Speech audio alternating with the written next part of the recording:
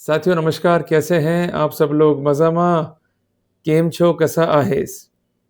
आप सबको जय श्री राम, जय बालाजी की, जय खाटू श्याम जी की। आज एक महत्वपूर्ण निर्णय को मैं चर्चा में लूँगा।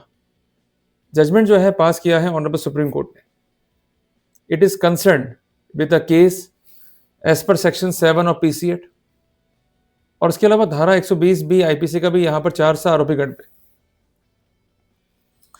कंसर्न जो अक्यूज्ड है वो एक्विट हुए हाई कोर्ट से। मामला गया ऑनरेबल सुप्रीम कोर्ट में। अक्यूज नंबर 1 तो एक्विट रहा, पर अक्यूज नंबर 2 कन्विट हो गया। तो क्या मिस्टेक रही जो हमें देखनी होगी? और अगर हम भी वही मिस्टेक कर रहे हैं हमारे केस में, then definitely we might be in the panic. और ऐसे क्या महत्वपूर्ण बिंदु है कानून के जिसका हमें ध्यान रखना चाहिए ताकि इस तरह की जो मिस्टेक्स हैं उसको हम अवॉइड कर सकें। साथियों, सबसे पहले आप एक चीज नोट करिए कि जब भी होगा प्रोसिक्यूशन धारा 7 पीसी एक्ट में, तो वहां पर डिमांड ऑफ ब्राइब जो है मस्ट है। अगर डिमांड ऑफ ब्राइब साबित नहीं है, सिर्फ मियर रिकवरी है, मियर एक्सेप्टेंस है, it could not be a basis for the prosecution. और डिमांड ऑफ ब्राइब के लिए मैंने हमेशा आपसे कहा है कि रिपोर्ट, वेरिफिकेशन, ट्रांसक्रिप्शन, जो डॉक्यूमेंट है एट इंसेप्शन, वो काफ़ी इंपॉर्टेंट है। इसके अलावा एक महत्वपूर्ण स्थान है पेंडेंसी ऑफ वर्क का भी। अगर वर्क पेंडिंग नहीं है, again we are having the additional factor in our favour. इसलिए हर एक बिंदु काम का है, पर जो मुख्य बिंदु काम का है वो है डिमांड ऑफ ब्राइब। और एक बात ध्यान रखिएगा, जजमेंट है ऑनरेबल सुप्रीम कोर्ट का दिनांक 17 मार्च 2023 का, जिसमें खुद ऑनरेबल सुप्रीम कोर्ट ने कहा है कि every demand of money is not demand of bribe. इसलिए बहुत जरूरी है कि हम ये देखें कि प्रोसिक्यूशन ने से क्या फैक्ट्स गैदर किए हैं जिसके बेसिस पे निष्कर्ष निकाला जा रहा है कि जो एलिज डिमांड है वो डिमांड ऑफ ब्राइब की है।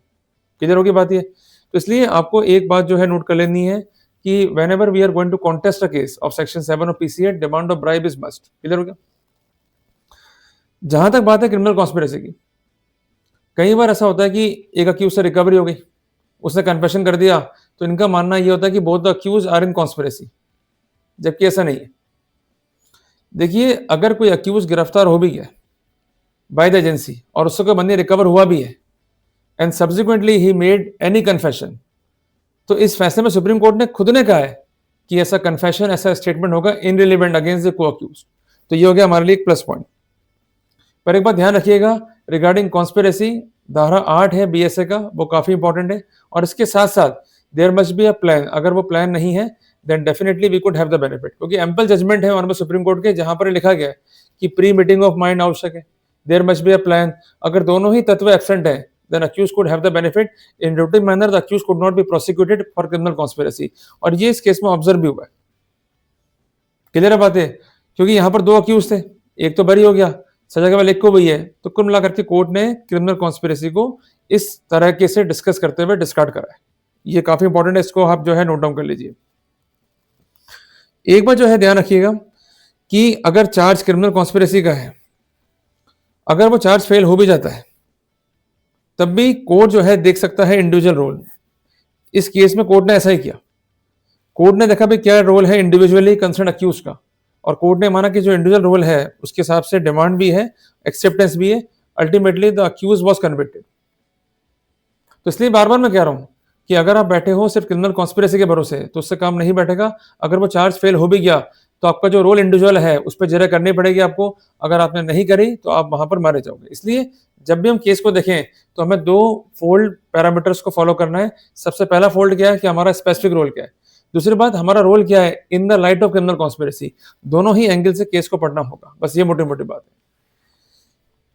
तीसरी इंपॉर्टेंट बात जो अक्सर हम गलतियां करते हैं कि गवाह हो गया हॉस्टाइल, हम करते हैं डांस, बल्ले बल्ले मजा आ गया। देखिए, आपको मालूम होना चाहिए कि डिमांड को साबित कर सकता है प्रोसिक्यूशन डायरेक्टली और बेस्ड ऑन सर्कमस्टेंशियल एविडेंस। अगर गवाह हॉस्टाइल हो भी गया है, उसका सर्टेन पार्ट एविडेंस का जो है काम का है, उसमें इंडिकेट हो रहा है इंक्रिमिनेशन, तो ऐसे सिनेरियो में कोर्ट जो है इस पर रिलाई कर सकता है। इसलिए आपको जिरह करनी है कंसर्न गवाह से, उसको करना है अनरिलायबल। क्लियर हो गया?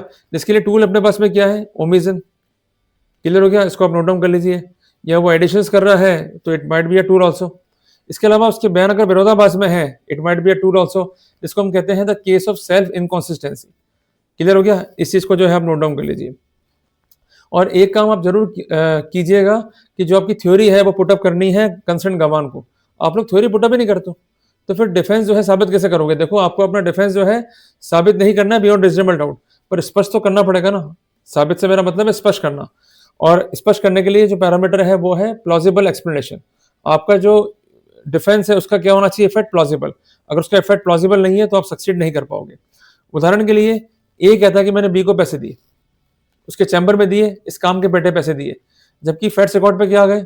बी की ओर से ये काम पेंडिंग नहीं था, और अल्टीमेटली ए आया, गुस्से में था, पैसे फेंक कर भाग गया, इतने में टीम आई, मुझसे पैसे गिनवा लिए। अगर इस तरह के व्यू होंगे तो उसका मतलब आपका जो डिफेंस है उसका प्लॉजिबल व्यू है। तो ऐसे सिनेरियो में सस्पेक्ट जो है होता है क्रिएट।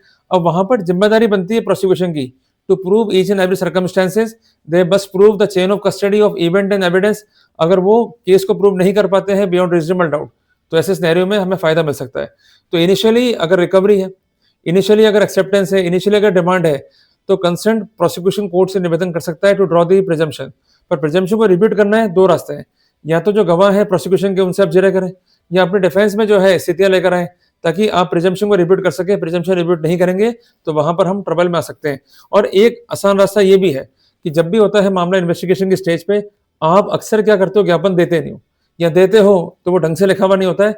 बहुत तसल्ली से सोच समझ करके डिस्कस करते हुए ज्ञापन दीजिए। ये ज्ञापन बनता है डिफेंस लाइन। अगर इस बिंदु पे जांच नहीं हुआ, वो बिंदु स्ट्रांग है, then definitely we could have the benefit. For example, आपने लिख के दिया आईओ को कि ये काम पेंडिंग नहीं है, and it is supported by evidences, IO जांच नहीं कर रहा है इस पे, then we could chalk out a case for unfair investigation. तो इसलिए हर एक पॉइंट का महत्व है। The case is basically the mathematical approach. तो हमें ढंग से ही लड़ना पड़ेगा केस को, अगर नहीं लड़ेंगे तो वहां पर हम मारे जाएंगे। इसके अलावा ध्यान रखिएगा कि कॉरोबोरेशन फाइल पे क्या है, और जो एविडेंस फाइल पे आ रही है प्रोसिक्यूशन के पार्ट पे, क्या वो क्रेडिबल है या नहीं है। अगर एविडेंस से कॉम्प्रोमाइज है, एविडेंस क्रेडिबल नहीं है, एविडेंस में आ रहे हैं नॉन कॉरोबोरेशन, एविडेंस में आ रहे हैं इनकॉन्सिस्टेंसी की स्थिति, then definitely we could have the benefit. इसलिए होमवर्क तो करना ही पड़ेगा, बगैर होमवर्क काम नहीं बनेगा। क्लियर है बात ये। और कॉरोबोरेशन बेसिकली क्या है, जैसे एक ब्लॉक होता है ना, एक ब्लॉक का दूसरे ब्लॉक में जुड़ जाना, तो हम क्या कर रहे हैं उसमें एक सस्पेक्ट क्रिएट कर रहे हैं ताकि ब्लॉक जो है आपस में एड ऑन नहीं हो पाए। फॉर एग्जाम्पल, उन्होंने कोई सीडी रिकॉर्ड में पेश करी, एग्जाम्पल लेते हैं अपन, इनका कहना कि इस सीडी में कंसर्न अक्यूज की जो है आवाज है। अब आपका डिफेंस स्टैंड क्या है कि आवाज मेरी नहीं है, यह फाइल जो है कॉम्प्रोमाइज है, यह फाइल में जो है छेड़खानी की गई है, या एआई टूल यूज किया गया है। अगर आप ये बात स्टैंड कर पाते हैं तो जो कॉरोबोरेशन है डिमांड का वो स्वतः ही खत्म होता है। इसलिए मेहनत करनी है, हर एक एंगल से हमें केस को पढ़ना होगा, उसके बिना सफलता नहीं मिलेगी। एक बात ध्यान रखिएगा कि एक महत्वपूर्ण जजमेंट है ऑनरेबल सुप्रीम कोर्ट का, जिसका स्पेसिफिकेशन है नीरज दत्ता बनाम स्टेट ऑफ एनसीडी। जजमेंट का डेट है 15/12/2022।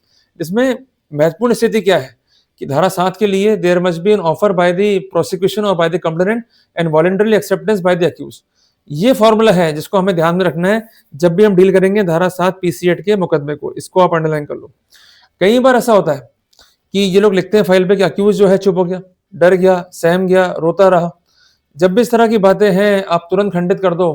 अगर कन्फेशन रिकॉर्ड किए गए आप तुरंत खंडित कर दो, अदरवाइज इनके लिए ये बहुत इंपॉर्टेंट जो है इंडिकेटर है, जिसको सीबीआई या एसीबी यूजुअली कहते हैं केसीआई। केसीआई मींस की कॉन्टेंट इंडिकेटर। अगर उन्होंने गलत फैक्ट्स को लिखा है हमें तुरंत जो है खंडित उसे कर देना चाहिए। एक बात ध्यान रखना कि जो मिस्टेक यहाँ पर हुई कंसर्न अक्यूज से, वो क्या क्या थी कि जो अक्यूज नंबर 2 है उसके पार्ट पर डिमांड है, उस पर कोई जिरह नहीं। इसके अलावा एक्सेप्टेंस है, उस पर कोई स्पष्टीकरण नहीं। क्लियर हो गया। इसके अलावा जो भी इंक्रीमिनेशंस हैं उस पर कोई भी वो नहीं दे पाया एक प्लॉजिबल डिफेंस या एक प्लॉजिबल स्पष्टीकरण। उदाहरण के लिए फिनोलिन टेस्ट पॉजिटिव आया, नो स्पष्टीकरण।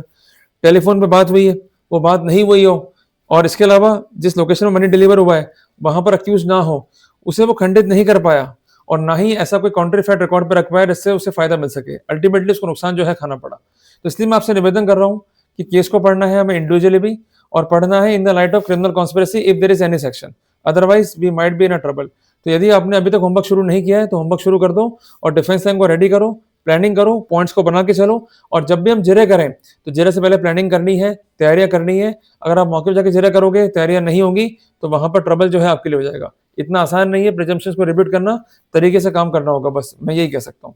तो जल्दी मिलेंगे अपन एक नए टॉपिक के साथ। टिल देन, जय राम जी की।